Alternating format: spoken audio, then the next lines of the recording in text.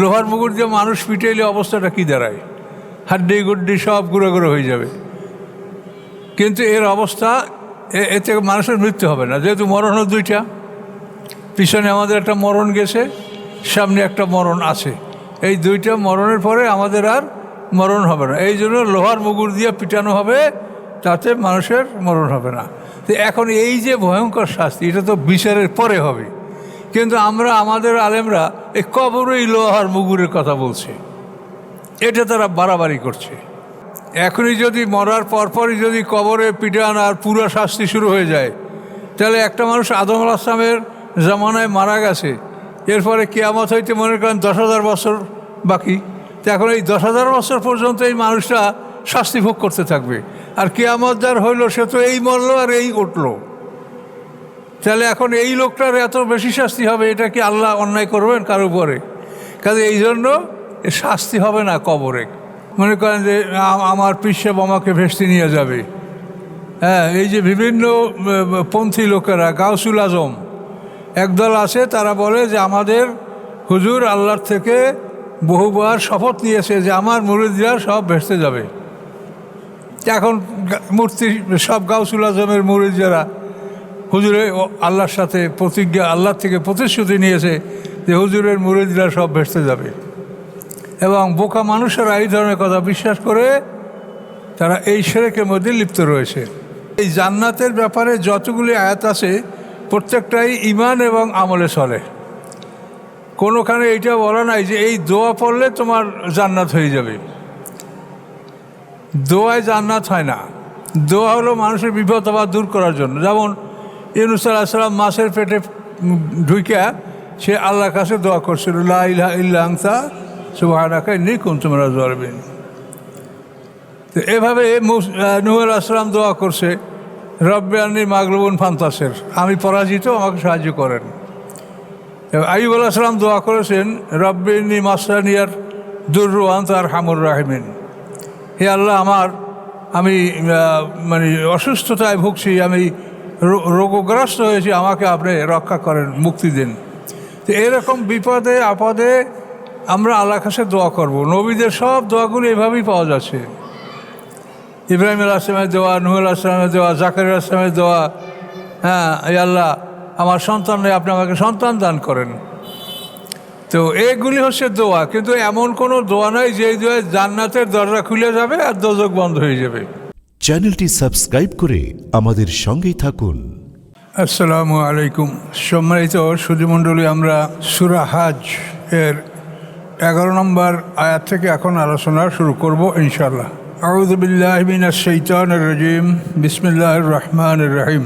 ওয়া মিনান নাসি মা ইয়াবুদুল্লাহা আলা হারফিন ফাইন আসাবাহু খায়রুন ইতমান্না বিহি ওয়া ইন আসাবাতহু ফিতনাতুন ইনকালাবা আলা ওয়াজহি খাসিরাদ দুনিয়া ওয়াল আখিরা যালিকা ওয়াল খুসরানুল মুবিন।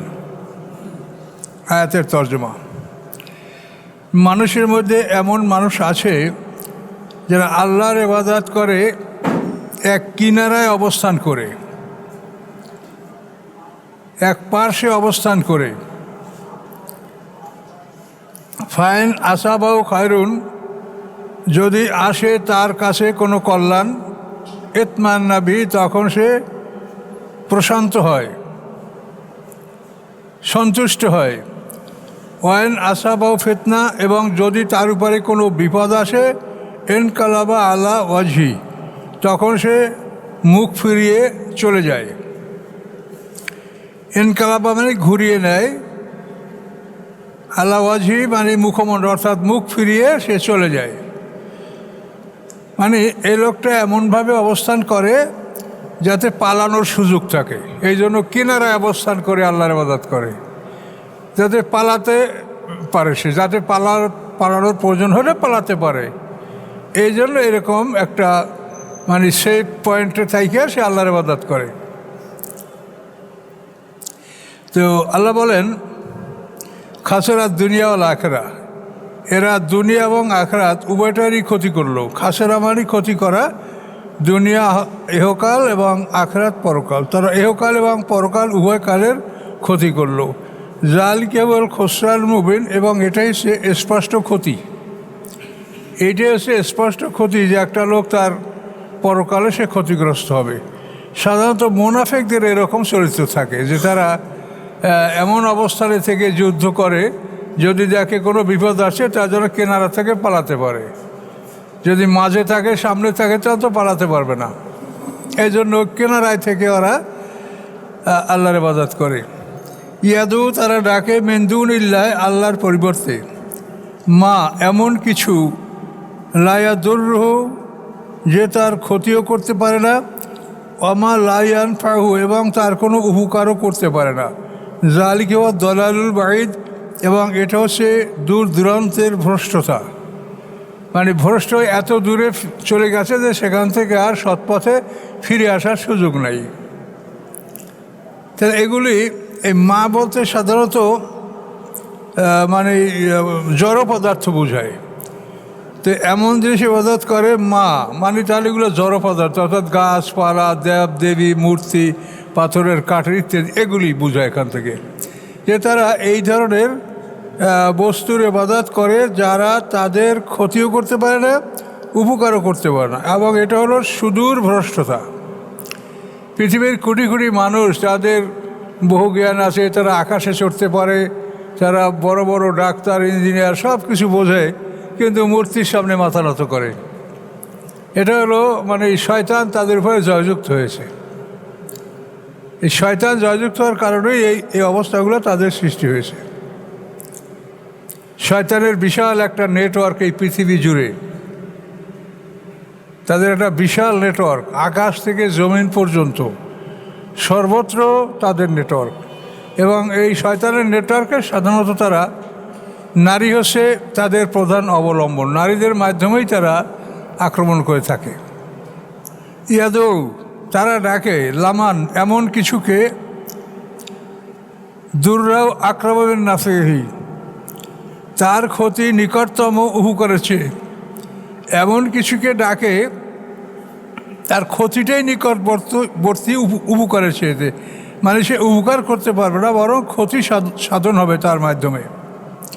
লাবেসাল মাওলা, অতি নিকৃষ্ট অভিভাবক, অবেসাল আশির, এবং অতি নিকৃষ্ট এই সাথী। মানুষের এরকম অবলম্বন, মনে করেন যে আমার পিসাব আমাকে ভেস্তে নিয়ে যাবে। হ্যাঁ, এই যে বিভিন্ন পন্থী লোকেরা, গাউসুল আজম একদল আছে, তারা বলে যে আমাদের হুজুর আল্লাহর থেকে বহুবার শপথ নিয়েছে যে আমার মুরিদরা সব ভেস্তে যাবে। এখন মূর্তি সব গাউসুল আজমের মুরিদ যারা হুজুরে আল্লাহর সাথে প্রতিজ্ঞা, আল্লাহর থেকে প্রতিশ্রুতি নিয়েছে যে হুজুরের মুরিদরা সব ভেস্তে যাবে, এবং বোকা মানুষেরা এই ধরনের কথা বিশ্বাস করে তারা এই শিরকের মধ্যে লিপ্ত রয়েছে। এই যে গাউসুল আজম বড়, এটা কিন্তু শিরক। গাউস মানে ত্রাণকর্তা, আজম মানে বড়, বড় ত্রাণকর্তা। তো বড় ত্রাণকর্তা আল্লাহ, আল্লাহ ছাড়া কোনো ত্রাণকর্তা নাই। আর খ্রিস্টানরা ঈসা আলাইহিস সালামকে ত্রাণকর্তা মনে করে। এই ক্রাইস্ট শব্দের অর্থই হলো ত্রাণকর্তা, জেসাস ক্রাইস্ট। এই ক্রাইস্ট শব্দের অর্থই হলো ত্রাণকর্তা। তো ওরা ঈসা আলাইহিস সালামকে ত্রাণকর্তা মনে করে ওরা শিরক করছে, আর আমাদেরকে শয়তান ঢুকাইতেছে গাউসুল আজম তোমাদের ত্রাণকর্তা। তার ব্যাপারে এত ভয়ঙ্কর ভয়ঙ্কর ইতিহাস, মিথ্যা, এগুলি তার নামে বহু বই আছে। ইসলামী ফাউন্ডেশন থেকেও তার নামে ওই ধরনের বহু বাজে বই ছাপানো আছে। তো ওইগুলা বলার কিছু নাই। তারপর আমাদের যেটুকু সম্ভব সেটুকু আমরা বলেছি। 12 বছর আগে নৌকা ডুবে গেছে, এক বুড়ির পুত্রবধূ, ছেলে মেয়ে, নাতি টাতি সহ 12 বছর পর আব্দুল কাদের জেলানির দোয়ায় সব নৌকা সহ জীবিত ভেসে উঠছে। এই ধরনের গাঁজাখুরি গল্প, তো এগুলি সব শিরক। মানুষ আল্লাহকে মানার পরেও শিরক করে, এই কথাটাই কোরআনে আল্লাহ বলেছেন, ওমা ইউমিনু আকসারুহুম বিল্লাহি ইল্লা হুম মুশরিকুন, যে তাদের অধিকাংশ আল্লাহর উপর ঈমান আনে, সাথে সাথে তারা শিরকও করে। শিরক করলে তার কোনো ক্ষমা নাই। অন্য যে কোনো গুনাহ আল্লাহ মাফ করতে পারে, কিন্তু শিরক ক্ষমা করবেন না, এটা তার ঘোষণা।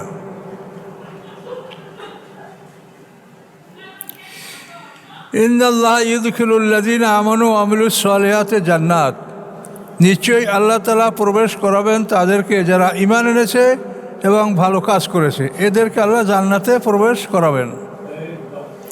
তাজিমিন তাহাতিহাল আনহার, যার তলদেশ থেকে নহর প্রবাহিত। ইন্নাল্লাহ ইয়াফআলু মা ইউরিদ, নিশ্চয়ই আল্লাহ তাআলা করেন যা তিনি করতে ইচ্ছা করেন, তিনি যা করার ইচ্ছা করেন তা তিনি করেন। এখন দেখেন, এই জান্নাতের ব্যাপারে যতগুলি আয়াত আছে প্রত্যেকটাই ঈমান এবং আমলে চলে। কোনোখানে এইটা বলা নাই যে এই দোয়া পড়লে তোমার জান্নাত হয়ে যাবে। দোয়ায় জান্নাত হয় না। দোয়া হলো মানুষের বিপদ আবার দূর করার জন্য। যেমন ইউনূস আলাইহিস সালাম মাছের পেটে ঢুইকা সে আল্লাহর কাছে দোয়া করছিল, লা ইলাহা ইল্লা আনতা সুবহানাকা ইন্নী কুনতু মিনাজ জালিমিন।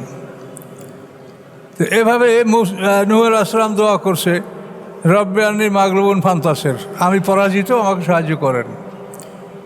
আইয়ুব আলাইহিস সালাম দোয়া করেছেন, রব্বি ইন্নী মাসসানিয়ার দুররু ওয়া আনতা আরহামুর রাহিমিন, হে আল্লাহ আমি মানে অসুস্থতায় ভুগছি, আমি রোগগ্রস্ত হয়েছি, আমাকে আপনি রক্ষা করেন, মুক্তি দিন।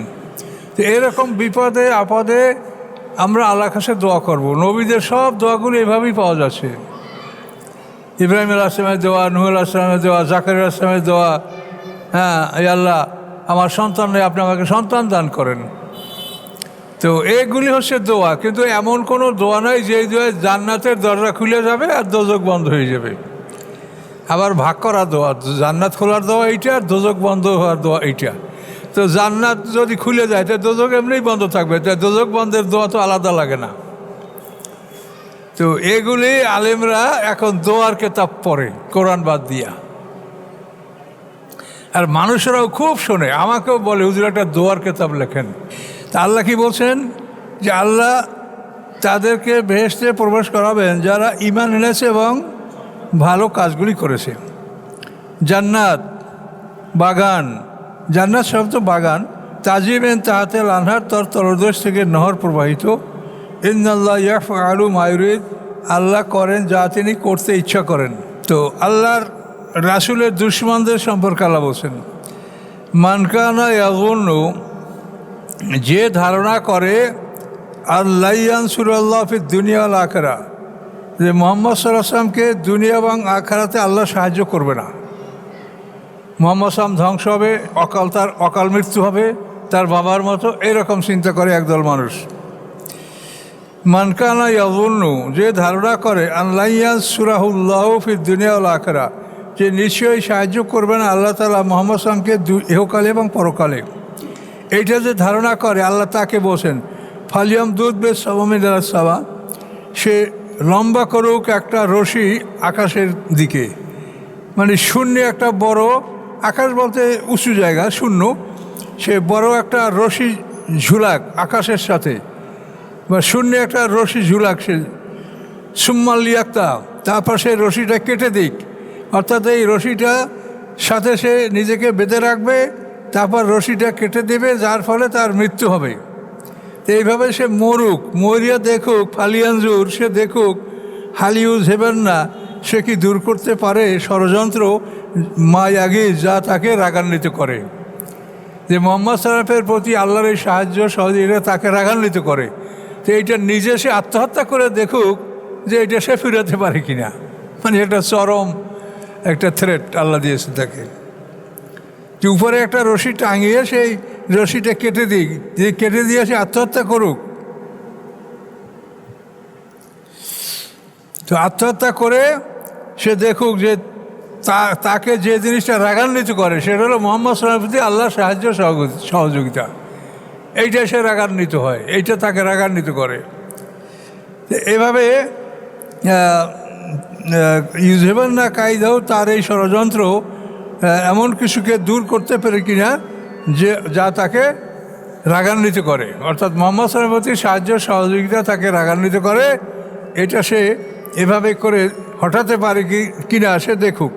ওয়াকাযালিকা আনজালনাহু আয়াতিন বাইয়িনাত, এভাবে আমি নাজেল করেছি এই কোরআনকে, হু মানে কোরআন, আয়াতিন বাইয়িনাত, উজ্জ্বল আয়াতসমূহ, ওয়ান্নাল্লাহ ইহাদি মা ইউরিদ, এবং নিশ্চয়ই আল্লাহ তাআলা পথ প্রদর্শন করেন যাকে তিনি ইচ্ছা করেন। যাকে তিনি ইচ্ছা করেন তাকে তিনি পথ প্রদর্শন করেন। এটা আল্লাহর ইচ্ছা, তবে চেষ্টা করতে হবে। চেষ্টা না করলে আল্লাহ করবে না।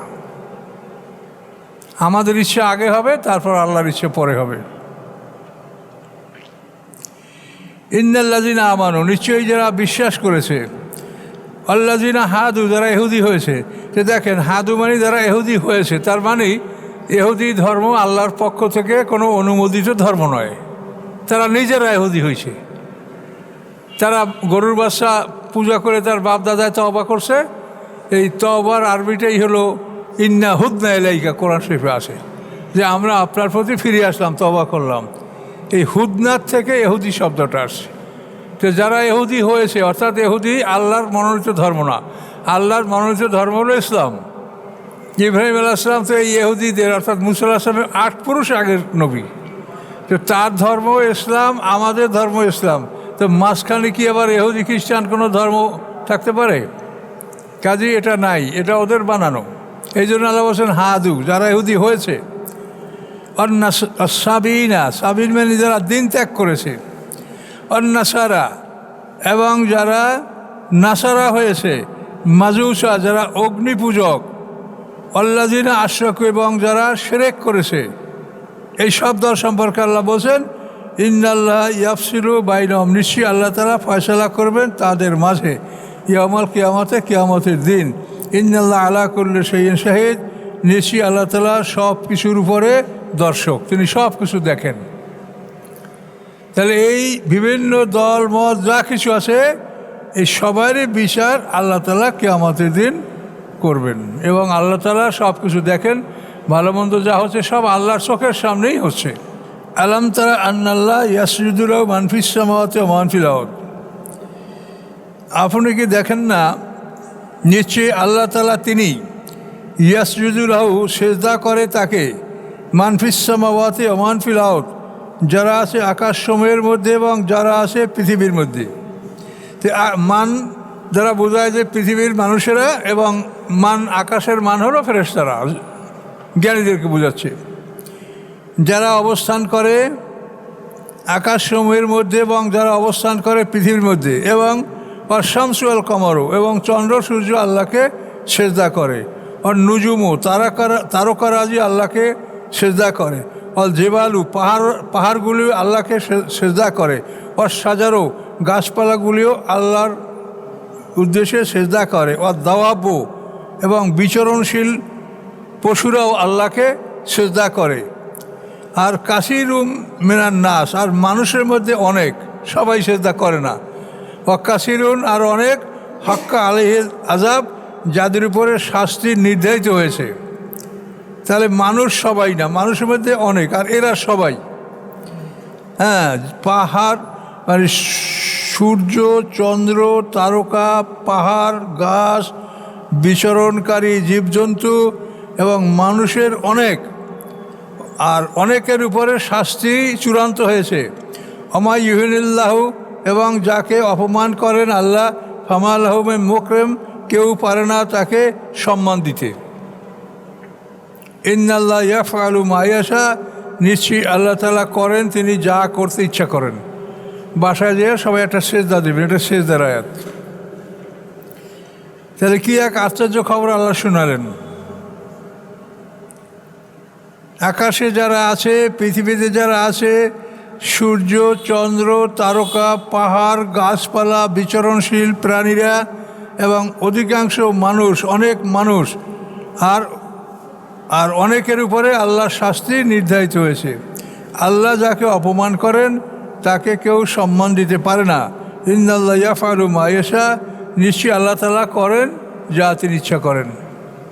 তাহলে এদের সেজদা আমরা দেখি না, আমরা বুঝি না, কিন্তু এরা সেজদা করে আল্লাহকে। শয়তান পৃথিবীটা একটা খেলাঘরে পরিণত করছে, যে গোটা পৃথিবীটা একটা খেলাঘর, আনন্দ উৎসব, নাচ গান, ভ্রমণ প্রমোদ, এই শয়তান পৃথিবীটাকে সাজিয়েছে। আল্লাহ বলে যে আমি তোমাদেরকে এখানে পরীক্ষার জন্য ঢুকেছি, যদি পাশ করো তার সামনে হবে জীবন, মহাজীবন তোমাদের সামনে। আর যদি শয়তানের কথা মতো এখানেই আনন্দ উপভোগ করো, সব কিছু শেষ করো, আমাকে ভুলে যাও, তাহলে মরার পরে দ্বিতীয় জীবনে আমি তোমাদেরকে ভুলে যাব।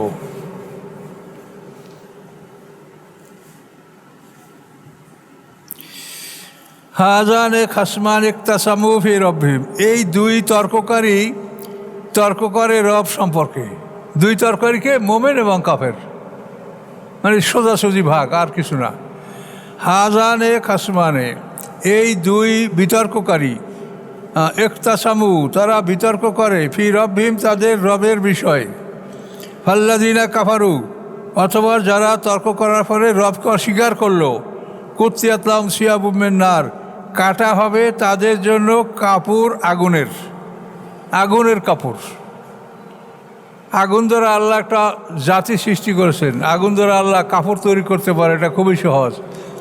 আগুনের কাপড় তাদের জন্য কাটা হবে, তাদের পোশাক তৈরি করার জন্য আগুনের কাপড় কেটে তা দিয়া তাদের পোশাক তৈরি করা হবে। কুত্তিয়াত, কাটা হবে, লাহুম, তাদের জন্য, সিয়াবুন, কাপড়, মিন নারেন, আগুন হতে। ইউসাব্বু মিন ফাওকে রুউসিহিমুল হামিম, ইউসাব্বু মানে ঢেলে দেওয়া হবে, মিন ফাওকে রুউসিহিম, তাদের মাথার উপর থেকে, হামিম, গরম পানি, মাথার উপরে গরম পানি ঢেলে দেওয়া হবে। তাতে কী হবে দেখেন নিচের একটা, ইউসহারু বিহি, গলে যাবে ওই গরম পানির সাহায্যে, মাফি বুতুনিহিম, যা আছে তাদের পেটের মধ্যে, অল জুলুদ, এবং চামড়া। তাহলে এখন দেখেন মাথার উপরে গরম পানি ঢালা হবে, তাতে আগে তো চামড়া গলবে, তারপর গোশত, তারপর ভিতরে। কিন্তু এখানে আপনার সবই বিপরীত শুনলেন। কি গরম পানিতে কী হবে, ইউসারু মাফি বুতুনিহিম, গলে যাবে ওই গরম পানির কারণে যা কিছু আছে তাদের পেটে, এবং তারপর চামড়া। তো এর অর্থটা হলো গরম পানিটা যে মাথায় ঢালা হবে এটা গড়িয়ে যাবে না, মাথার তালে যে ছিদ্র আছে বাল্যকালে দেখা যাচ্ছে, ওই ছিদ্র উন্মুক্ত করে ওখান থেকে গরম পানি ঢালা হবে, এবং সেটা দেহের ভিতরে রগের মধ্যে ঢুকে হৃৎপিণ্ডে অবস্থান করবে। এবং হৃৎপিণ্ড যখন সারা দেহে ব্লাড সাপ্লাই করে, ঠিক ওই গরম পানিটা হৃৎপিণ্ডের মাধ্যমে সারা দেহে সরবরাহ হবে। ফলে ভিতরের অংশটা আগে গলবে, তারপর বাইরের অংশটা সর্বশেষে গলবে। এই তাফসীরটা খুবই জটিল, এখান থেকে এটা আমরা অনেক কষ্ট করে খুঁজে পেয়েছি আমরা।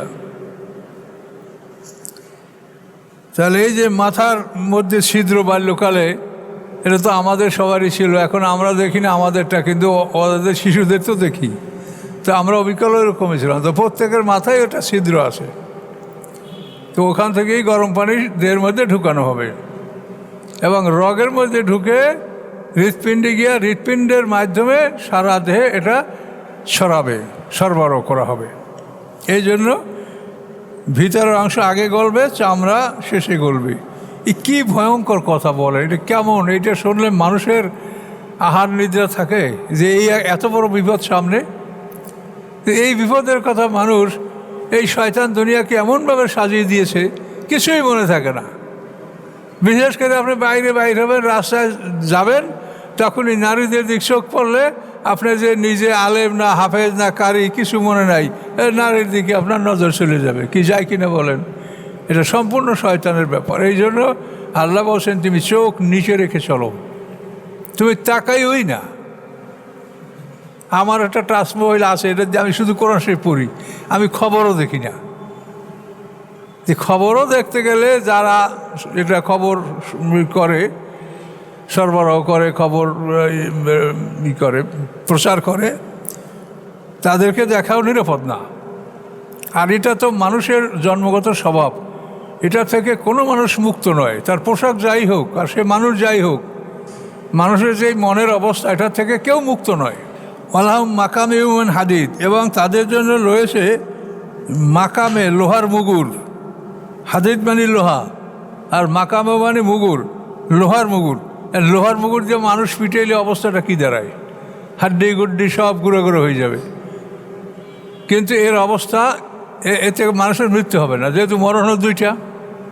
পিছনে আমাদের একটা মরণ গেছে, সামনে একটা মরণ আছে। এই দুইটা মরণের পরে আমাদের আর মরণ হবে না। এই জন্য লোহার মুগুর দিয়ে পিটানো হবে, তাতে মানুষের মরণ হবে না। তো এখন এই যে ভয়ঙ্কর শাস্তি, এটা তো বিচারের পরে হবে, কিন্তু আমরা আমাদের আলেমরা এই কবরেই লোহার মুগুরের কথা বলছে, এটা তারা বাড়াবাড়ি করছে। এখন আমরা সঠিক কথা বললে ওনারা দলে ভারী, কাজে ওনারাই জয় জয়কার, কবরেই লোহার মুগুর দিয়ে পিটাতে। বিচারের পরে কী করবে? তামা না কি মুগুর দেবে? লোহার মুগুরের সেটা আর শক্ত কি মুগুর আছে?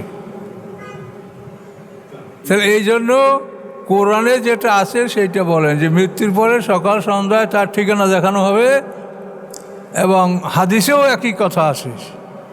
এটা যেমন কোরআনে আয়াতে আছে, সিয়াসাতের হাদিসেও আছে। মৃত্যুর পরে সকাল সন্ধ্যা তার ঠিকানা দেখানো হবে। যদি সে মোমেন হয় জান্নাতি হয় তার জান্নাতের ঠিকানা দেখানো হবে, আর যদি সে কাফের হয় তার দোজখের ঠিকানা দেখানো হবে। এইভাবেই চলতে থাকবে, এবং এটাই ন্যায়সঙ্গত। তার কারণ এখনই যদি মরার পরপরই যদি কবরে পিটান আর পুরো শাস্তি শুরু হয়ে যায়, তাহলে একটা মানুষ আদম আলাইহিস সালামের জামানায় মারা গেছে, এরপরে কিয়ামত হইতে মনে করেন 10,000 বছর বাকি। তো এখন এই 10,000 বছর পর্যন্ত এই মানুষটা শাস্তি ভোগ করতে থাকবে, আর কিয়ামত যার হইল সে তো এই মরলো আর এই উঠলো। তাহলে এখন এই লোকটার এত বেশি শাস্তি হবে, এটা কি আল্লাহ অন্যায় করবেন কারো উপরে? কাজে এই জন্য শাস্তি হবে না কবরে। এটা হলো পর্দার আড়ালে জগৎ, এখানে সংরক্ষণ করা হবে শুধু ভালো মন্দ। কেউ ডিভিশন পাবে আর কেউ নর্মালে থাকবে, কেউ ডিভিশন পাবে আর কেউ এই সেলে থাকবে, কিন্তু বিচারের পরে হবে শাস্তি। যা কোরআনে বলা আছে, ওয়াইমা তাকুমুস সাআতু আদখিলু আলা ফিরাউনা আশাদ্দিল্লাহ, যে কোরআন আয়াত না, যে তাদেরকে সকাল সন্ধ্যা আগুনের ঠিকানা দেখানো হবে, আর কিয়ামতের দিন আল্লাহ বলবেন ফেরাউন সম্প্রদায়কে কঠিন শাস্তির মধ্যে ঢুকাও। এগুলো পরিষ্কার কোরআনে থাকার পরেও আলেমরা মনে করে যে এইরকম ওয়াজ করলেই বোধহয় সব মানুষ হেদায়েত প্রাপ্ত হবে। তা আপনাকে মুগুরের কথা শুনে কয়জনে হেদায়েত গ্রহণ করছে বলেন? কাজে এই জন্য আল্লাহর কথাকে বিকৃত করা, এটা আল্লাহ নিষেধ করেছে।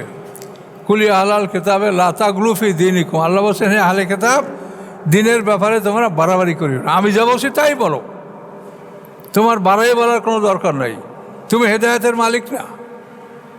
কাজে আপনারা যত ভয় দেখান পাথর ভাঙ্গে দিক থেকে দিক ঢুকে যাবে, তো এটা যদি কবরই হয় বিচারের পরে কি বিচার হবে? আর এর সেই কী শাস্তি আর থাকতে পারে? মুগুর দিয়ে পিটিয়ে মানুষের সাথে মিশিয়েই ফেলাবে একবার, আবার জীবিত করি আবার পিটিয়াবে, এইসব তো কবরে আজবের হাদিস। তাহলে এগুলি আপনারা যদি মনে করেন যে এগুলি বললে মানুষ হেদায়েত হবে, তাহলে এগুলো তো আপনারা বলছেন, তো হেদায়েত হচ্ছে না কেন? দিন দিন তো খারাপই হচ্ছে। কাজে এই ধরনের চিন্তা করা যাবে না। চিন্তা করবেন আল্লাহ যা বসে আপনি তাই বলবেন। আল্লাহ যা বসে এইটা পৌঁছে দেওয়া আলেমদের দায়িত্ব, আপনার নিজের পক্ষ থেকে কিছু বলার অধিকারই নেই। এটা হলো আমানত। আমানত মানে কি? আপনার কাছে যা রেখেছে তাই ফেরত দিবেন। তো আল্লাহর পক্ষ থেকে আমানত আমাদের কাছে যা আছে সেটাই আমরা ফেরত দেব, এখানে বাড়তি কমতি করার কোনো ইখতিয়ার আমাদের নাই, এটা বুঝতে হবে। তাহলে এখানে আল্লাহ বলছেন যে তাদের জন্য আছে কি লোহার মুগুর। কুল্লামা আরাদু আইয়াখরুজু মিনহা, যখনই তারা ইচ্ছা করবে যে বের হবে মিনহা ওই দোজখ থেকে, মেন গমেন কষ্টে দুঃখে, ওইদু ফিয়া তাদেরকে সেদিকেই ফিরিয়ে নেওয়া হবে, এবং বলা হবে কি জুকু আজাবাল হারিক, জ্বলন্ত আগুনের স্বাদ গ্রহণ করো। ওরা ফেরেশতাদের কাছে অনুরোধ করবে, ফেরেশতারা তখন ওদেরকে তামাশা করবে, বল যাও গেট খুলে দিয়ে যাও। যখন গেটের সামনে যাবে তখন গেট বন্ধ করে দেবে, তখন মোমেনরা এই দৃশ্য থেকে হাসবে। কোরআনে বলা আছে যে তোমরা মোমেনকে উপহাস করেছো, আজকে মোমেনরা তোমাদের দৃশ্য দেখে তারা হাসবে। ইন্নাল্লাহ ইউদখিলুল্লাযীনা আমানু ওয়া আমিলুস সালিহাতি জান্নাত, নিশ্চয়ই আল্লাহ তাআলা প্রবেশ করাবেন আল্লাযীনা আমানু, মোমেনদেরকে, আল্লাযীনা আমানু যারা ঈমান এনেছে, ও আমিলুস সালিহাতি যারা ভালো কাজ করেছে তাদেরকে প্রবেশ করাবেন কোথায়? জান্নাতে। তাহলে জান্নাতের প্রবেশ অধিকার আসবে আপনার ঈমান এবং আমল। এটা কোনো দোয়ার জন্য, দোয়ার দ্বারা জান্নাত হবে না। তা আপনারা মানুষকে দোয়া পড়াচ্ছেন আর দোয়া শিখাচ্ছেন, তো মানুষ মনে করবে যে এই দোয়া পড়লে আমি জান্নাতে যাবো, এইদিকে ঘুষ সুদ যা আমি খাই তা আমি খেতে থাকি, অসুবিধা কোথায়? এই দোয়া তো আছেই আমার।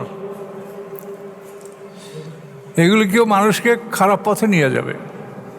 নিশ্চয়ই প্রবেশ করাবেন আল্লাহ তাআলা ইমানদারদেরকে এবং যারা ভালো কাজ করে সৎকর্মশীল তাদেরকে জান্নাতে তাজিমেন তাহাতেল আনহার, যার তলদেশ থেকে নহর প্রবাহিত, ইউহাল্লাউনা ফিহা, পরিধান করানো হবে তাদেরকে ওই জান্নাতে মেন আসাবেরা, কাঁকন, চুড়ি, মেন জাহাবের, সোনার চুড়ি পরানো হবে পুরুষদেরকেও। আপনারা এখন পুরুষরা গলায় সোনার চেইন ইত্যাদি ব্যবহার করবেন না, জান্নাতে আপনাদের জন্য ব্যবস্থা আছে, আল্লাহ ঘোষণা করছে, ওখানে পড়বেন। এখন এটা ব্যবহার করে মহিলারা। লুলু এবং মুতির হার, মণিমুক্তা খচিত পোশাক, বা লেবাসুম ফিহা হারির, এবং তাদের পোশাক হবে সেখানে রেশমি কাপড়ের পোশাক সেখানে হবে। আর এই দুনিয়াতে এই রেশম পুরুষের জন্য আল্লাহ হারাম করেছেন, স্বর্ণ ব্যবহার পুরুষের জন্য হারাম করেছেন, এগুলি নারীদের জন্য। কেন? নারীরা বেহেশতে তৈরি হয়েছে, এই জন্য নারীদের জন্য বেহেশতি পোশাক, সোনা এবং রেশম, এটা তাদের জন্য দুনিয়ায় বৈধ করা হয়েছে, যেহেতু তারা বেহেশতে তৈরি হয়েছে। পুরুষের জন্য এটা দুনিয়াতে হারাম করা হয়েছে, জান্নাতে বৈধ করা হয়েছে। এটা এখানে এই আয়াতে এটাই প্রমাণ করে। ও হুদুয়েলা তৈয়িব মিনাল কওলে, এবং পথ দেখানো হয়েছিল তাদেরকে তৈয়িব মিনাল কওলে, পবিত্র বাক্যের দিকে। পবিত্র বাক্য হচ্ছে লা ইলাহা ইল্লাল্লাহ। এই বাক্যটার মধ্যেই সব, সম্পূর্ণ শিরক মুক্তভাবে আপনি আল্লাহর কাছে আত্মসমর্পণ করবেন, আল্লাহর গোলাম হবেন, এই বাক্যটার মধ্যেই সব। তো হুদু মানে কি? তাদেরকে পথ দেখানো হয়েছিল এলা তৈয়িব মিনাল কওলে, এই পবিত্র বাণীর দিকে, বা হুদু, এবং তাদেরকে পথ দেখানো হয়েছিল ইলা সিরাতুল হামিদ, প্রশংসিত আল্লাহর পথ। আল্লাহর যে পথ, আল্লাহর যে রাস্তা, এই রাস্তা তাদেরকে দুনিয়াতে দেখানো হয়েছিল, ফলে তারা আজকে জান্নাত লাভ করছে। ইন্নাল্লাযীনা কাফারু, নিশ্চয়ই যারা অবিশ্বাস করে, ওয়াসুদ্দুনা আন সাবিলিল্লাহ, এবং তারা বাধা দেয় আল্লাহর পথ থেকে, ওয়াল মসজিদের হারামে, এবং সম্মানিত মসজিদ হতে, মানে আল্লাহর পথে তারা মানুষকে চলতে দেয় না, মসজিদে হারামে প্রবেশ করতে দেয় না। যেমন সাহাবা ইকরামদেরকে আল্লাহ রসুলকে ওরা ঢুকতে দেয় নাই হুদায়বিয়ায়, দেখছেন। আল্লাযী জাআলনাহু লিন-নাসি সাওয়া, যেই মসজিদকে আমি করেছি মানুষের জন্য সমান, সবার জন্য সমান। আল্লাহ আকেব, সেখানে যারা অবস্থানরত, ফিহে, ওর মধ্যে অলবাদ, এবং যারা দূরবর্তী, ওখানে অবস্থানরত দূরবর্তী সবার জন্য এই মসজিদকে আমি কি করছি? সমান, সবার জন্য সমান অধিকার। অমায়ুরেদ ফিহে ইলহাদেন, যে ইচ্ছা করবে তার মধ্যে কোনো ইলহাদ করতে, ইলহাদ মানে কুফরি, কোনো কুফরি করতে যদি কেউ ইচ্ছা করে, বেজুলমেন, অত্যাচার সহকারে, নুযিকুমিন আযাবিন আলিম, তাকে আমি স্বাদ গ্রহণ করাবো বেদনাদায়ক শাস্তির। ওই মসজিদে কেউ অপরাধ করতে চাইলে সে ওখানেই শাস্তি পাবে। অপরাধী যদি সেখানে ঢোকে তাকে ওখানে পাকড়াও করা যাবে না, কিন্তু ওখানে যদি অপরাধ করে তাহলে তাকে ওখানেই পাকড়াও করা যাবে বা ওখানে শাস্তি দেওয়া হবে।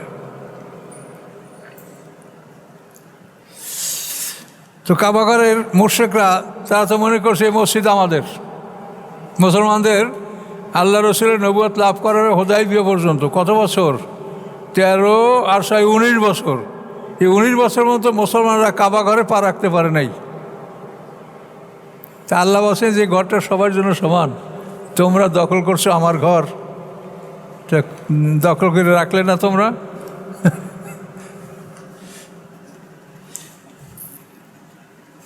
মক্কা বিজয়ের দিন তোমরা মোহাম্মদ সাহাবের অনুগ্রহ লাভ করার জন্য মাথা নত করে সব বসেছিলে যে আজকে মোহাম্মদ সাহাব কী আদেশ দেয়, যদি আমাদের হত্যার আদেশ দেয় তো আমাদের হত্যা ছাড়া কোথায় পালাবে? পুরো মক্কা মুসলমানরা দখল করছে, কোথায় যাবা তুমি এখন? আর যাবার জায়গা আজ কই? এ তো বাংলাদেশের মতো তো ওই সময় পৃথিবীতে রেলগাড়ি আর বাস আর মোটরসাইকেল ছিল না যে কেউ পালাবে কোথাও, বলেন? পালানোর কোনো জায়গা ছিল না।